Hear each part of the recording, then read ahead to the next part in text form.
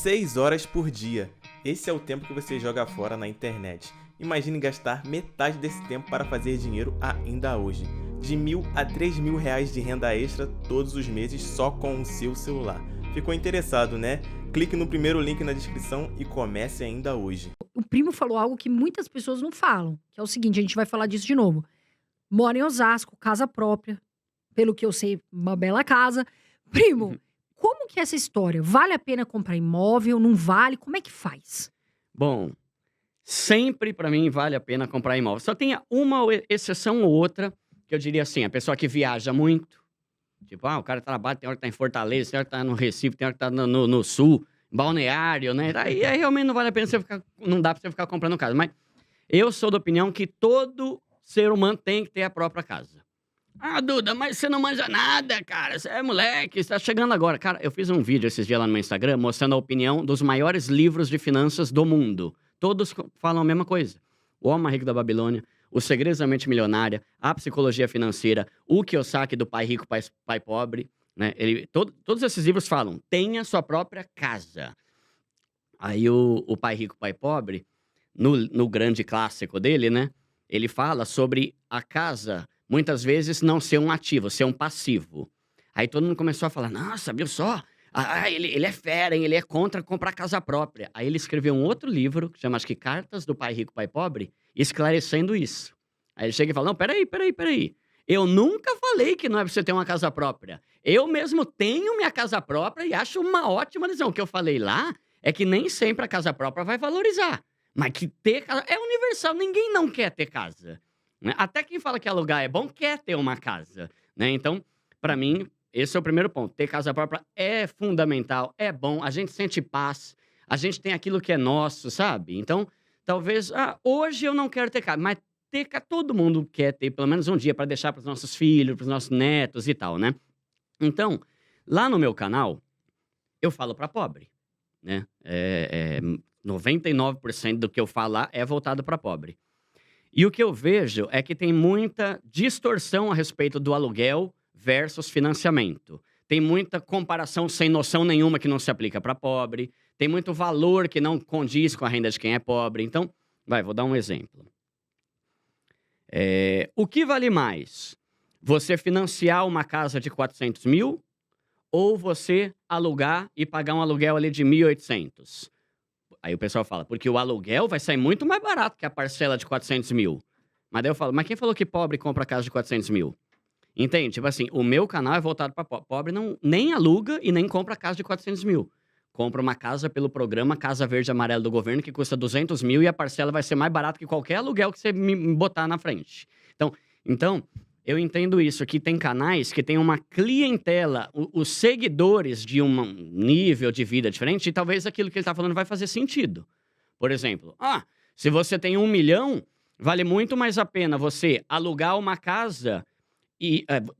você investir 1 milhão, ter uma renda passiva ali de 10 pau por mês, aluga uma casa por 5 e sobra 5.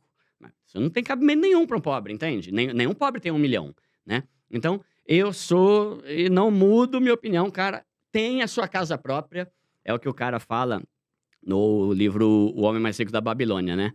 Tenha sua própria casa. Todo homem, ali generalizando o gênero humano, né? Todo homem deve ter o seu próprio teto, um lugar, o teu próprio chão, um lugar para falar que é seu.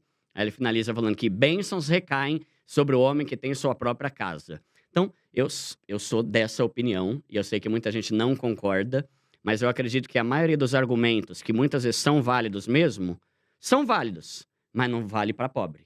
Ô, primo, mas sabe o que eu acho? Não sei se você concorda comigo e o André Diga. também. O que eu vejo como problema para quem vai comprar um imóvel? Você falou algo muito importante no seu canal e da outra vez que você veio aqui, que é a amortização. Então, o que acontece, infelizmente, com muitos brasileiros? Eles compram lá a casa, vamos supor, né, de 250 mil, financiam, não dão uma entrada, vamos supor, financia tudo, né? E no meio desse caminho, eles não têm uma garantia do emprego. E aí, o que acontece? A pessoa foi pagando, só que chegou no meio lá do financiamento, ela não conseguiu pagar, entendeu? Ela perde aquele dinheiro e, infelizmente, perde o imóvel. Você não acha... O que você falaria hoje para uma pessoa pobre, né? Eu digo pobre de dinheiro, para que ela consiga comprar um imóvel, para que ela não caia em armadilhas e perder de repente? Tá, então a primeira coisa é, eu falo lá no canal, né? Seja um pobre consciente. O que eu quero dizer com isso? Saiba a tua realidade para você não querer ter coisa que não é para você, né? Então, eu, por exemplo, eu morei a vida toda em São Paulo. Eu me mudei para Osasco a contragosto, eu não queria ir para Osasco. Mas lá estava mais barato a casa e ia caber dentro do meu orçamento. Então, para eu não dar um tiro no pé ou meter os pés pelas mãos e fazer asneira e me endividar e me lascar e comprometer meu salário com uma parcela absurda, eu mudei de cidade. Então, a primeira coisa é, vamos ter noção aqui de qual que é a renda familiar da pessoa e quanto que ela deve buscar o valor, assim, num imóvel. Aí, tem esse ponto, por exemplo, que é assim, se eu vou financiar, eu vou pagar em 30 anos. Demora pra caramba e no final eu vou ter pago quase 3 vezes o valor que eu financiei. Isso é verdade. Só que o que muita gente não fala é o seguinte, eu fiz uma planilha, tá? Planilha Excel básica, tá lá no meu canal. Se eu financiar hoje, sei lá, vai 150 mil, ao final de 30 anos, sem usar amortização, só pagando a parcelinha uma por mês por 30 anos. Eu financiar esse valor aqui, aos 30 anos, lá depois, no final, 150 mil, eu vou ter gasto mais ou menos 400 mil. Caramba, Duda, você pagou quase 3 vezes mais. Que treta, hein? Pois é. Só que eu fiz o cálculo de que se você alugar uma casa que também custa o aluguel 1.500 por mês, após 30 anos, reajuste após reajuste, ano a ano, você vai ter gasto 900. Então, esse é o primeiro ponto que eu queria falar aqui. O primeiro não, que eu já falei vários. É uma coisa assim. Financiar você paga 3 vezes mais, tá? E alugar você paga 3 vezes mais do que quem financiou.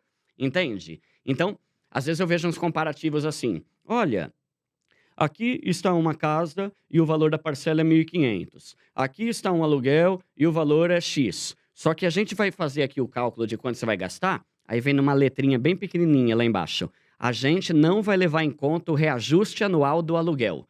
Cara, se enterra, bicho. Como é que você quer fazer um comparativo de aluguel sem levar em conta o reajuste do aluguel, né? Aí, porque o GPM é absurdo, salgado, absurdo. Né? E no comparativo que eu fiz, eu nem usei o GPM. Eu usei um comparativo, se não me engano, de 6% ao ano, que é ok. Se for se basear no IGPM ou às vezes no IPCA, 10%. O GPM já foi 20%. Peguei uma média basiquinha ali, 6%. No final, o cara vai ter gasto 800 mil. E acabou, beleza, vai pra cá que o imóvel não é teu. E na casa, eu paguei 400, que é metade, e é minha casa. Eu posso vender a casa e recuperar os 400. Então, eu não sou a favor de alugar de forma nenhuma. Eu penso que a pessoa tem que buscar o máximo de informação para saber como baratear a coisa. Então, tem programa do governo. Tinha antigamente o Minha Casa Minha Vida, que depois mudou para o Casa Verde e Amarela, que agora, pelo que eu entendi, vai voltar a ser Minha Casa Minha Vida, com a mudança aí do presidente, né? Então, o que é o Casa Verde e Amarela? É um programa que vai te dar juros, tipo assim, metade do valor de uma casa normal. Se hoje os juros de um financiamento tá 11, lá é 5,5. Se não me engano, você consegue a partir de 4 e pouco. E ainda te ajuda com metade do valor da entrada, que é o tal do subsídio que o governo dá. Então, você pega ali, vou dar o meu exemplo. O meu apartamento lá custou 250 mil. Eu dei uma entrada, consegui um monte de benefício, paguei o valor e a minha parcela era 1.300 por mês. Eu pesquisei, sabe esses aplicativos Viva Real, Zap Imóvel, esse negócio de aluguel? Nenhum apartamento lá de Osasco era mais barato do que a parcela que eu pagava. Por pior que fosse. Tipo assim, uns apartamentos zoados, sabe? Que você olha a foto e fala, caramba, o cara não teve nem o trabalho de arrumar a casa para tirar foto. Feio o imóvel. O valor da parcela do aluguel era mais caro do que o valor da parcela que eu tô pagando e que vai ser regressiva, né? Porque quando você financia, a parcela vai diminuindo mês a mês. O aluguel vai aumentando. Então é isso, sabe? É você pensar que tem que encaixar no seu orçamento.